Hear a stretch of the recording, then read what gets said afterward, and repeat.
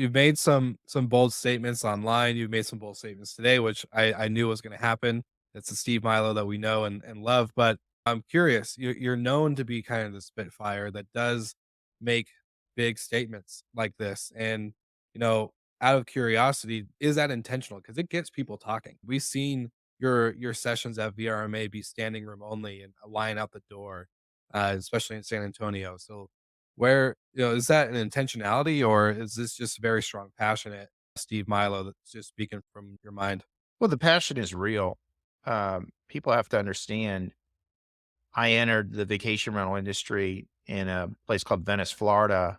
And within a year of me going full time, they tried to literally zone me out of existence. And so, fortunately, I was able to win a lawsuit against the city of Venice and prevail. But since then, I understand how important it is to educate my colleagues about advocacy and about bad companies. I do have power. I do have a voice. I'm in a position where I don't have a lot of concerns about if people get upset. Like I said, if Airbnb cuts us off tomorrow, we'll still be okay. Actually, some of my operations people might be happy because there are real issues with dealing with Airbnb right now. It's important not just to applaud the companies and the people that do good for the industry. It's very important to point out the companies that give our industry a bad name, who make us look bad to the public, who make us look bad to our guests and to potential property owners. And, part of having a voice means using that voice not just to talk about what's good, but also to talk about what's bad. Matt Landau was talking about what comic book character I was most interested in. And I said, Spider-Man. And he said, why? I said, well, with great power comes great responsibility.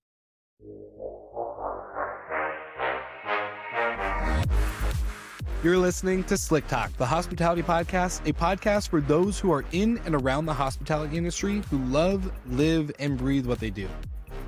You can join us for candid and unscripted conversations with hospitality experts and founders as we go deeper into their personal stories while they're sharing their triumphs and trials that got them to where they are today. I'm your host, Will Slickers, and you're listening to an episode of Slick Talk, the hospitality podcast. Now, let's begin.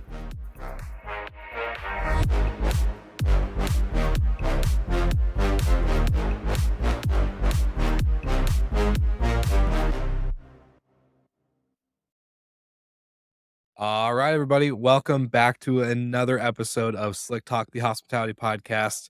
And this is going to be quite a treat because we have the one and only Steve Milo, who is the CEO of VTrips, on the show today, which has been probably a long time in the making. I would say we've bumped into each other at conferences to now finally being able to sit one on one here on the show. So, Steve, thank you so much for joining me, and I let you introduce yourself. Well, great to be on, Will. Yeah, I'm the CEO and founder of VTrips, and we manage 7,000 exclusive properties in the United States, mostly in the southeast region of the country. Awesome. Well, as you may know or may not know, this show is very casual, kind of like Joe Rogan interview style. But I want to know, and I always ask this to every guest, is where did it all begin? Where was the introduction to vacation rentals for you, Steve? Well, I've been staying in vacation rentals probably 30, 40 years. My parents would rent vacation rentals. We lived in the Northern Virginia area, and we'd go to the Ocean City, to the shore, and they would rent usually a two-bedroom, and we would stay for a week at a time. Awesome. So from that, how did that lead into you getting into V trips? I know you had a quite the career path before, but for you as an adult growing up and experiencing the vacation rental experience, was there ever a moment where you were like, this is what I'm gonna create? Well, I'd say it kind of was organic in a sense that I was director of large e-commerce company, based out of Chicago, and I bought a vacation rental, my first vacation rental in 2002 in Southwest Florida.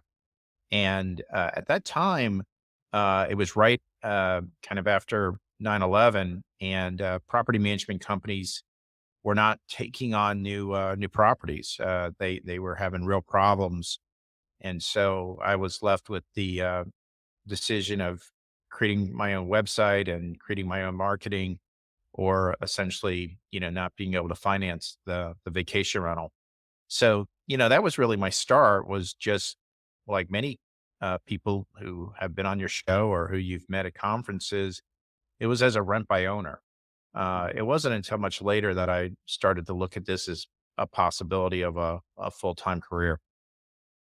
And from that, that moment in particular, trying to figure it out, what was the biggest learning I think that you saw to then go create VTrips? So was there something that was just like, okay, this is a big problem, nobody's solving it, maybe I could do it?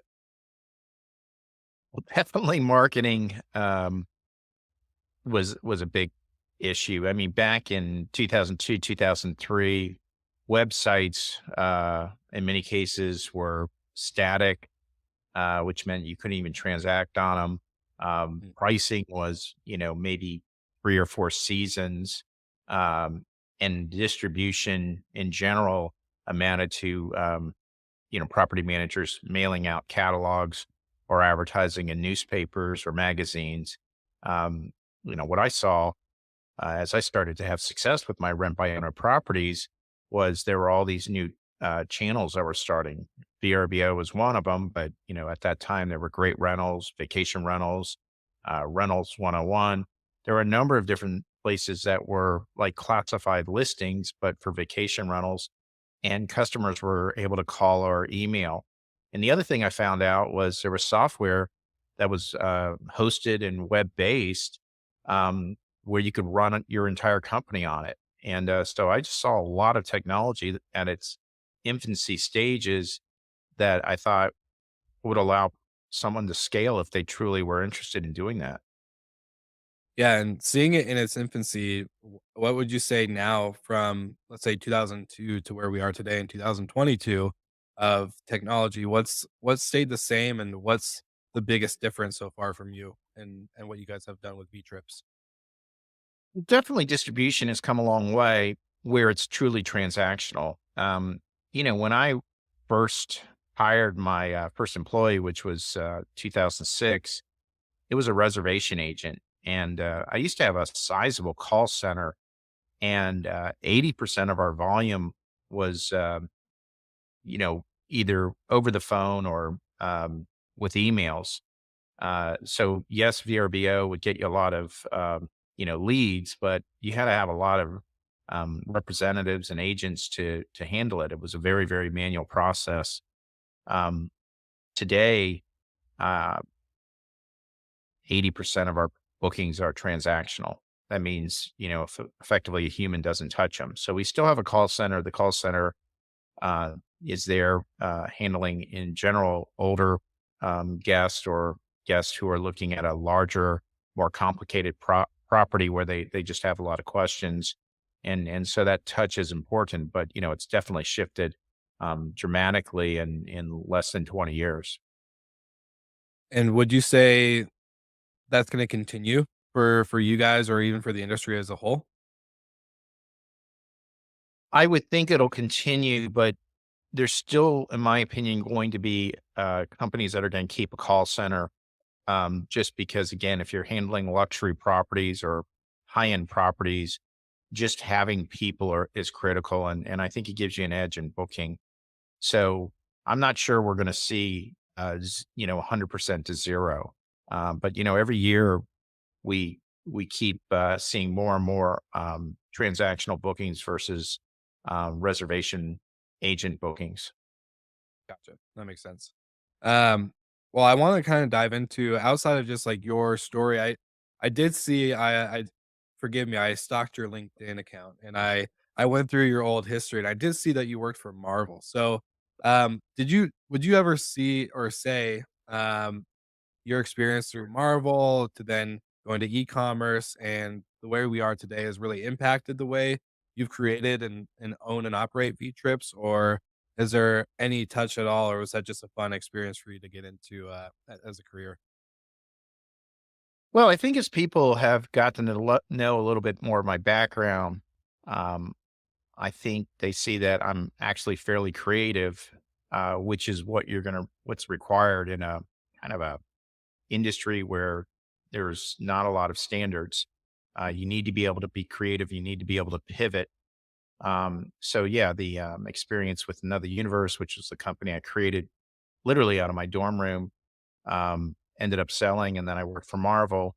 Um, I cut my teeth early in e-commerce, but it was figuring out how to do SEO, search engine optimization, websites that were fairly crude and cheap, but effective, email marketing, all the blocking and tackling that you need, but in a creative way. So I've been able to, sell products that were different, and vacation rentals at the point where I, decided to go full time. Vacation rentals just had 11% consumer awareness, according to Focusrite. It was very, very tiny. Today, it's closer to 60%, but that means there's still a long ways to go. So I think creativity or vision or whatever you want to call it is critical in terms of building a property management company that can scale. And to date, there has not been a successful example in the US market of a company that can scale at a large level. And why do you think that is? Is it due to the nature of location and geographic, you know, challenges that go with outside of regulation issues, but getting the turnovers done, getting the technology installed, the actual servicing of the guests? What is it making that unsuccessful scalability issue? Well, it's operations and integration and also strategy. So, dealing with operations first, you're dealing with a lot of people, a lot of frontline staff, cleaners, maintenance men, and service people, uh, guest agents, owner representatives. You have a lot of people that you've got to make sure you have processes in place to be able to execute at a level where you don't have, kind of a hands-on owner in the office. Mhm. Integration is another component that as you centralize, companies that used to be kind of small, more mom and pop, if you don't integrate them properly, you can really break the company. And then strategy, has really been a bigger part of this too, where you've had companies, Turnkey is one and Vacasa is another, who've just, come in and destroyed the local brands. They've, just taken all the goodwill and tried to, create a national brand. And that just isn't smart when you're dealing with companies that were built over 20, 30 years in their local communities and have all kinds of brand equity. So, it's a complicated business. I think there's just been some execution failures, particularly in the United States market, by some of the larger companies that amassed a lot of capital from private equity firms. How do you guys integrate? I know you've acquired quite a few local independent vacation rental management companies in the past, and I'm assuming would continue to do in the future. How do you guys integrate them into the V Trips community? Well, in every major market, we're keeping a local brand that's dominant in the area. We're keeping that website. We're keeping, the name of the company, and so that's really important. Um, and the other thing is, we're leveraging hosted systems. So as you know, there's again companies who have gone out and tried to develop their own software and, claim that they're a technology company and that this software has a lot of value. Um, it's really the investors who, bought into that who deserve what they've gotten, which is disaster because those companies were never, their core competency was never technology, even though they were claiming that they were technology companies.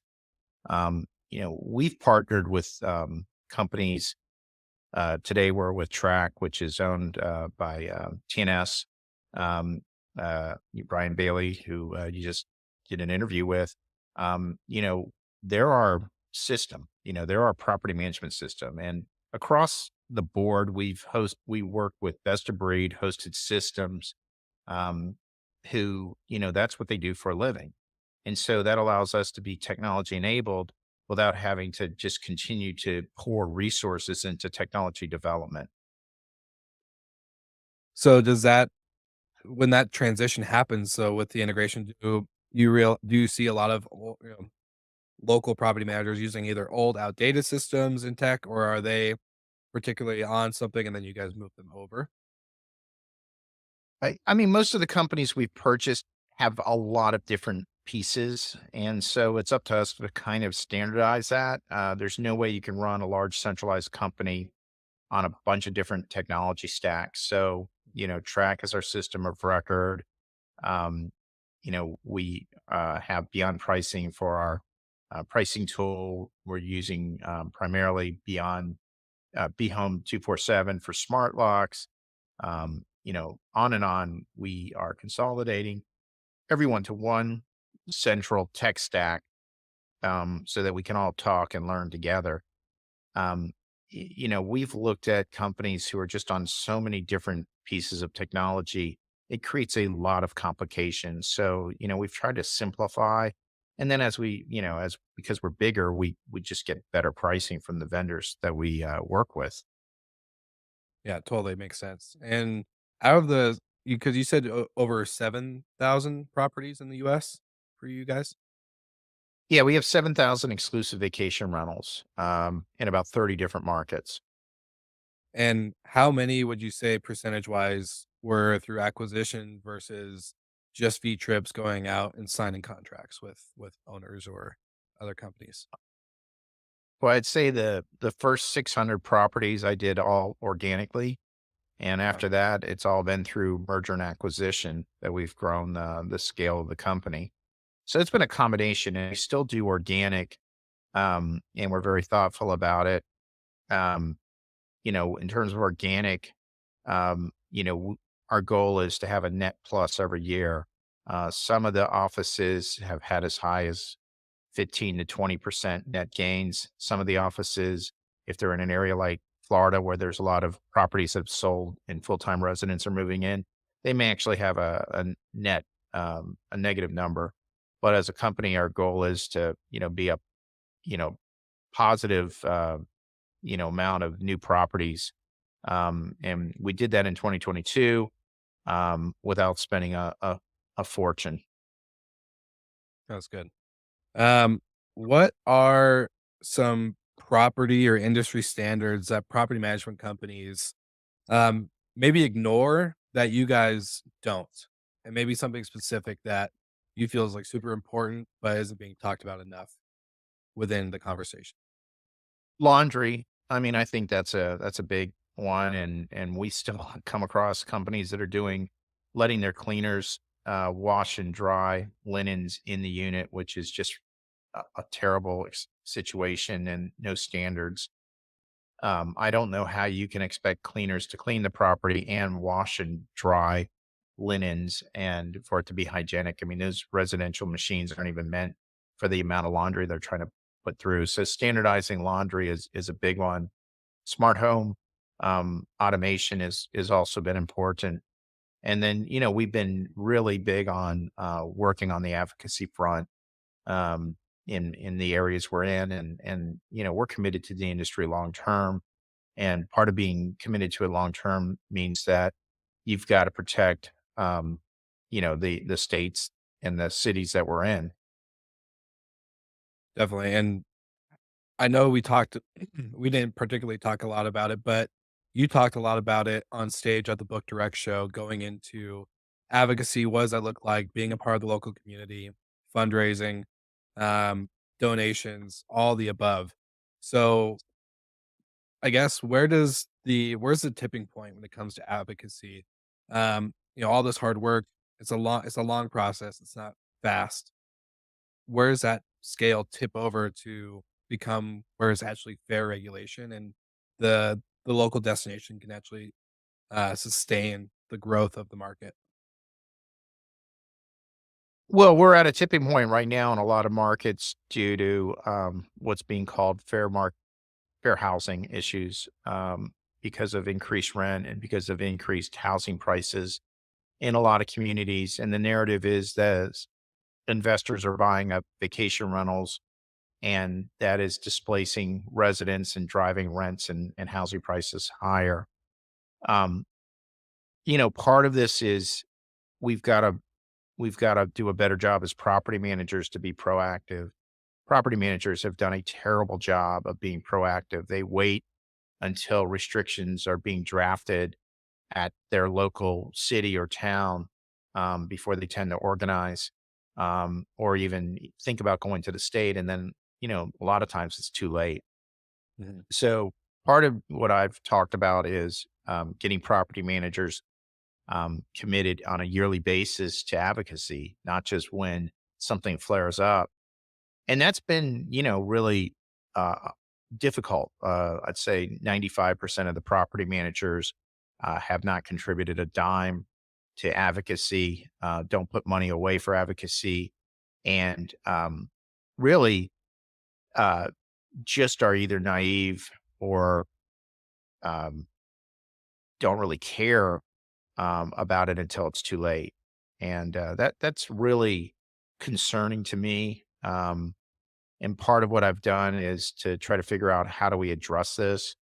I'd say right to rent, which Scott Leggett over at Habit IQ has been pioneering, maybe one of the ways. So that's basically the software systems, the property management systems set up where the property manager automatically can have $1 or $2 of every booking put to advocacy.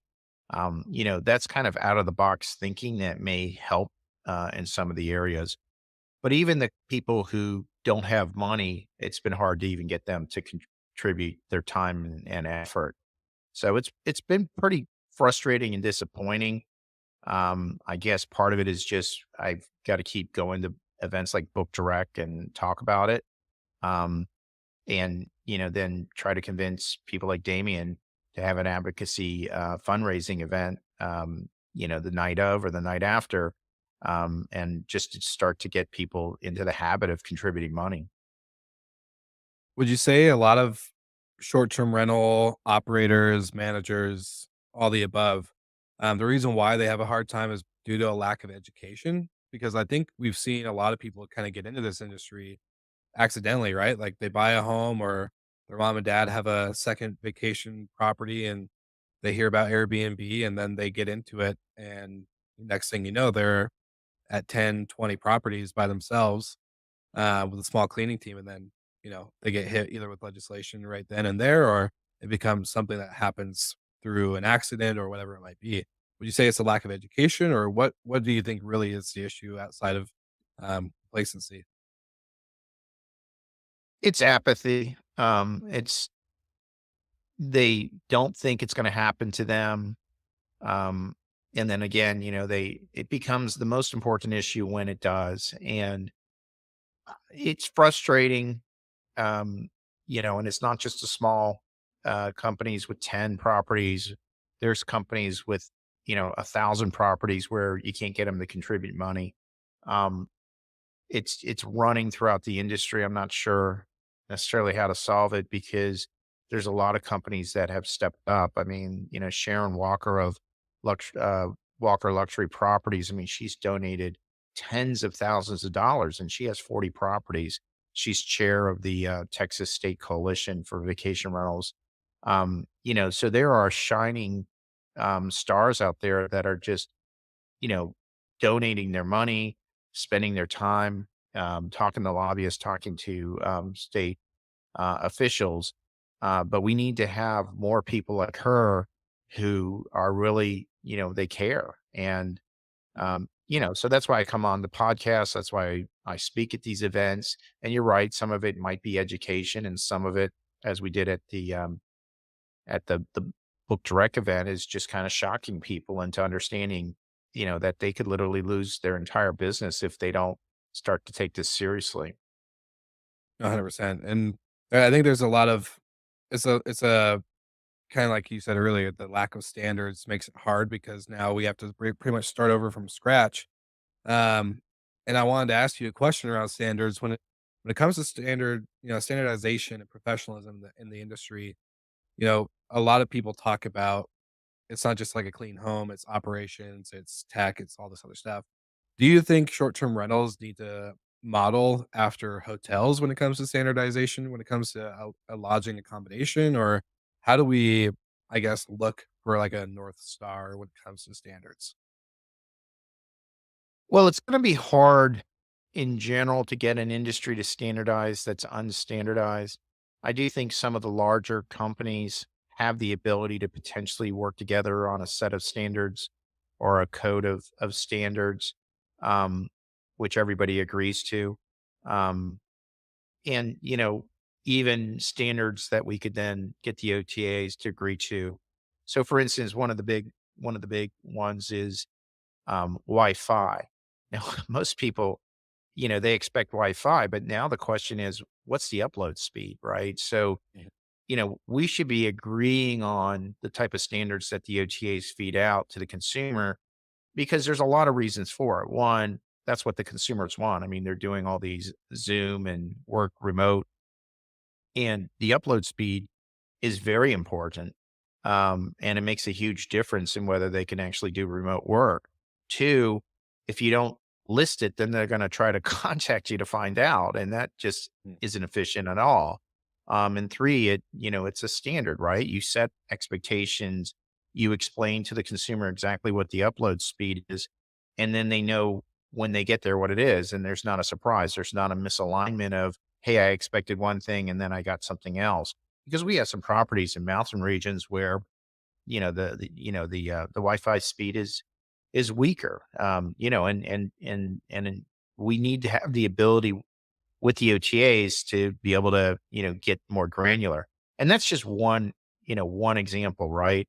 Um, mhm, there's other examples like professional laundry service. I mean, there has to be somewhere where you can explain to a consumer easily that you follow um, a higher standard of linen and laundry cleaning, and that should give you a bump with the OTAs and their algorithm. mhm. I mean, those are just examples, right? So the larger companies, I think, are going to have to drive the standards because, you know, they're going to have to be the example for the industry. As one of the larger companies in the industry, are you wanting to collaborate with others in the bigger player space to bring that to the table with, OTAs and other things like that? Yeah, I mean, I've been very involved in VRMA. I've dealt with a lot of large companies that I think are actually going to be around, and where the executives are not turning every couple months. So the companies that are serious um, and are you know um, entering the business the right way, trying to act like hospitality companies running a profitable business. Those companies are going to be around, and my goal is to try to, work with those companies to try to create standards, try to create advocacy. There's certain things we can all agree on. And, advocacy is one way to kind of get everybody together, but standards is another way and should be the next piece that we talk about. 100%. Totally agree. I had another question, and this might get a little spicy and fun, but on stage at the Book Direct show, you mentioned that the the Death Star is Airbnb, and that was one of my favorite quotes because it was the way you executed it was super good. So the Death Star is Airbnb. If we don't watch out, they're gonna blow us up. Um, what you were around when VRBO came or Verbo, whatever people want to announce it as, to then as other distribution channels opened up, with Airbnb now taking popularity, they've gone public, they've had massive success and growth, all this stuff. Now, where does Airbnb play a role in your business, or does it play a role at all in what you guys are building at VTrips? Well, I appreciate you looking at my background. I've been calling out companies since 2015, starting with TripAdvisor. And, Mhm. I actually rallied a lot of property managers together And that was at a point when TripAdvisor was the second largest OTA in the United States. And we brought a tremendous amount of awareness about what a bad partner they were. Um, VRBO, we brought a lot of attention when they were trying to do this matchback, literally trying to get us to pay for revenue for offline bookings, and attributing it to online. Um, I've brought attention, to Vacasa, and I've certainly talked about Airbnb. You know, Airbnb is complicated because there's some really, really good people at Airbnb. I'd say the vast majority of the people care and really want to have a good company. The problem is there's just a strategy at the very top, at the C level, that misaligns the company with professional managers and hosts, and really creates havoc for the industry. And that is, um, that at the very top level, they believe that, the experience should be local, which means that you should be able to rent an Airbnb virtually anywhere. Um, and that's a great idea. And not only a great idea, one that they should evangelize. And that is, that has created so much destruction throughout the world, where cities have rebelled against Airbnb: New York City, Chicago, Paris, on and on and on. It's because of this recklessness that has come from the C level of Airbnb, about, taking vacation rentals outside of the core that they really belong in, and going outside. We're facing all kinds of bans in Hawaii. Example, once again, where you would never think there would be bans on vacation rentals, but it's because Airbnb has created so much friction by taking listings. If you've ever been to Maui, it's a beautiful place. There's a beach, there's properties on the beach, there's properties off the beach, a block away from the beach, all the restaurants, all the boats, the uh, kayaks, all the entertainment is really on the beach. And so Airbnb starts taking listings of properties up in the hills, where the locals live. And so many people started to convert those properties into, vacation rentals. It started to drive up the price of affordable housing for the people that work there, and also created a lot of friction in those residential neighborhoods. And now Maui is considering, almost zoning out all vacation rentals. And, that's already happened in Honolulu, uh, where vacation rentals were zoned out. And this is Airbnb. This is starting with Airbnb. And, it's this whole notion, coming from the corporate, that somehow, live like a local is really a smart idea. And unlike Uber, they have refused to pivot. I mean, Uber had these same issues of illegal activities, um, things that were really gross to the rest of society. And, the board eventually cleaned it up. And they fired the CEO, Travis, and they brought in Dara Kraszewski, to come in and start a brand new company. Um, and Uber has made tremendous strides since that's occurred. With Airbnb, you have at the very top the same leadership, um, and he's become extremely isolated. You can listen to him; he's on the Kara Swisher podcast, and you can judge for yourself. This is a person that's out of touch. Um, he doesn't represent the good of the industry, even though he thinks he does. He's destroying this industry by literally creating friction with local governments where it doesn't have to be. And anytime he would like to debate it, and I'm talking about Brian Chesky, I'd be happy to be on a stage with him. But right now, he's got a lot of stock issues, so I doubt he's going to be having a debate about his company.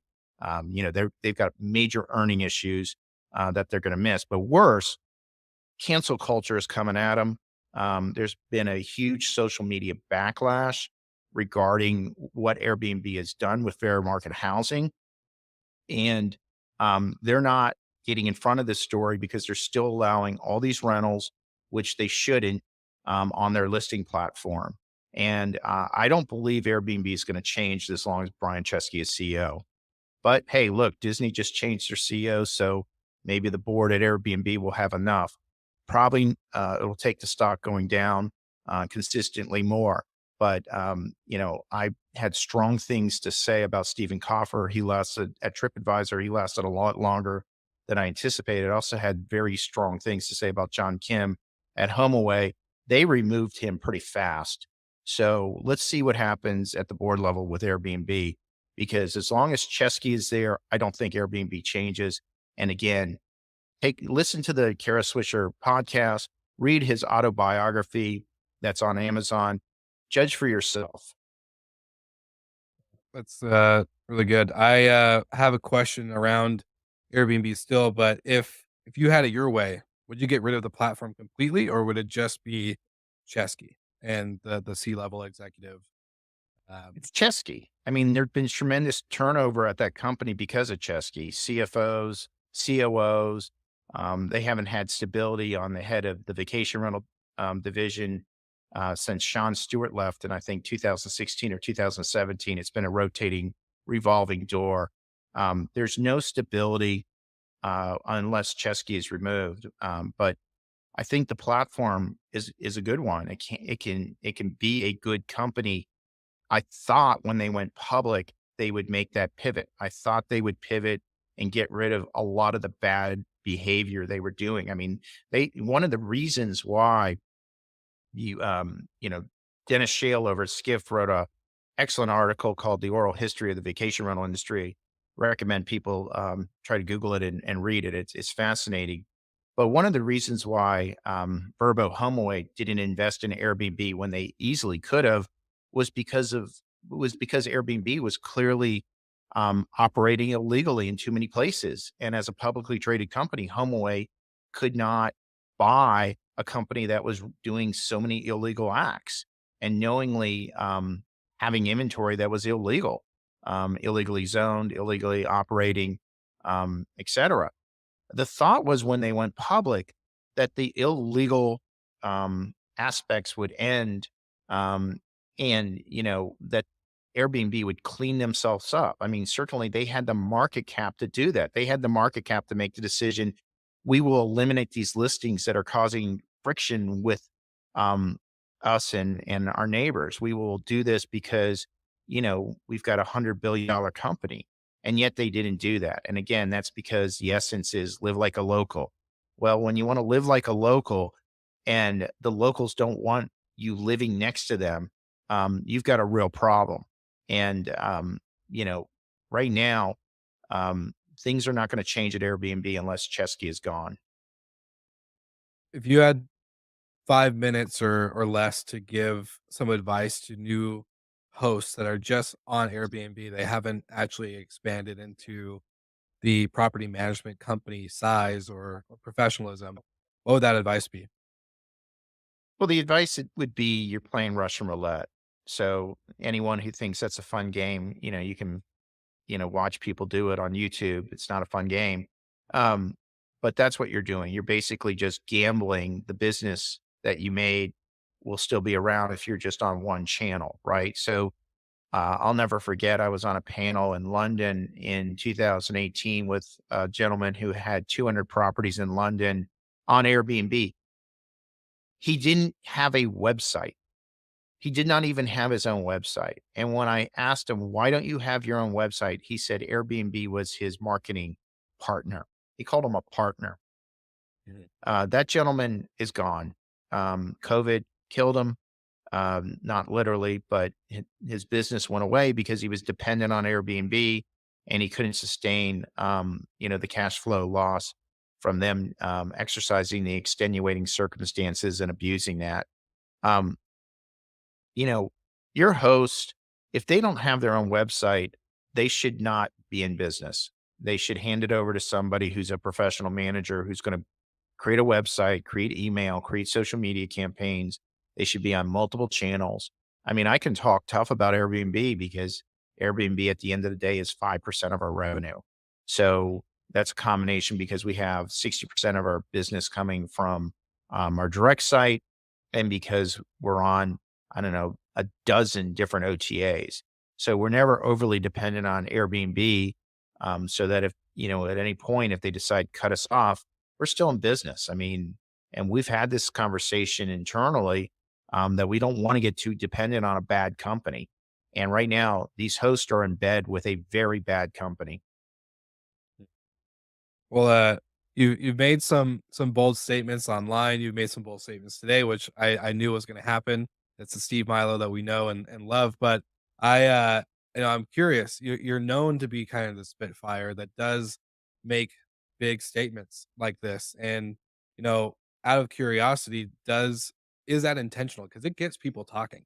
We've seen your sessions at VRMA be standing room only and a line out the door, especially in San Antonio. So where, is that an intentionality or is this just very strong, passionate, Steve Milo that's just speaking from your mind? Well, the passion is real. People have to understand I entered the vacation rental industry in a place called Venice, Florida. And within a year of me going full time, they tried to literally zone me out of existence. And so, fortunately, I was able to win a lawsuit against the city of Venice and prevail. And, but since then, I understand how important it is to educate um, my my colleagues about advocacy and about bad companies. Um, I do have power. I do have a voice. Um, I'm in a position where I uh, don't have a lot of concerns about if people get upset. Like I said, if Airbnb cuts us off tomorrow, we'll still be okay. Actually, some of my operations people might be happy because there are real issues with dealing with Airbnb right now. So it's because it's important not just to applaud the companies and the people that do good for the industry. It's very important to point out the companies that give our industry a bad name, who make us look bad to the public, who make us look bad um, to our guests and to potential property owners. And, part of having a voice means using that voice not just to talk about what's good, but also to talk about what's bad. Um, you know, Matt Landau was talking about what comic book character I was most interested in. And I said, Spider Man. And he said, why? I said, well, with great power comes great responsibility. And what that means is that when you have power, you're not only responsible for using the power, you're responsible for not using the power. So I know I have power. I know, I have a huge social media, um, you know, following. I have a lot of people in the industry who, pay attention to what I say. And so, the fact that I've taken a hard stance about Airbnb and Vacasa is intentional. Both of these companies are bad. They're both bad in different ways, but they're not good for the industry. I was gonna say, to reference your Marvel background again, it's you have to have in every story, it sounds like a good guy and a bad guy, right? There can't be just a bunch of good guys parading around. It has to be some kind of villain in the story. So, sounds like that's something maybe you took from your time at Marvel and have brought over to the vacation rental space in a good way, because obviously, like you said, great power comes great responsibility. So, very interesting to see the Marvel story come back around. Um, I am going to say I was gonna mention shout out to Matt Landau and your guys' episode on the Home Runners documentary. I was unfortunately unable to make it due to a delayed flight at VRMA, but I heard nothing but great things through the attendance and the actual viewing of the episode. So wanted to give you a kudos for that. But now that we're recording right before Thanksgiving, which thank you for taking the time to do, um, you know, I think to end on a positive note, was something that Steve Milo is thankful for, in his life around either the industry or just personally. Well, I just got married, so I'm very thankful of my wife, Heather. Yeah, I just got married in June. So we're actually taking a little vacation in a couple days. And so, yeah, that's something very nice. Awesome. Well, congratulations to you too. And yeah, I just want to say I think you've answered all my questions and then some. So I just want to say I appreciate you taking the time today on the podcast to share your thoughts and the perspective that you have around all sorts of different topics. Our closing question we always ask every guest is if you had one link to have in the show notes, what would it be and why would you want people? Well, I would encourage people if they're interested in more content like this to use LinkedIn, Steve Milo. I post almost daily, and I think you would find my topics to be very interesting. They are very interesting, I can attest to it. So, I appreciate you, Steve. Thank you so much for being on the podcast, and for all the slick talkers out there that are watching, listening, all the above, make sure you like and subscribe to everything Steve Milo, VTrips, you name it, anything we've talked about there, and we'll see you all again next week.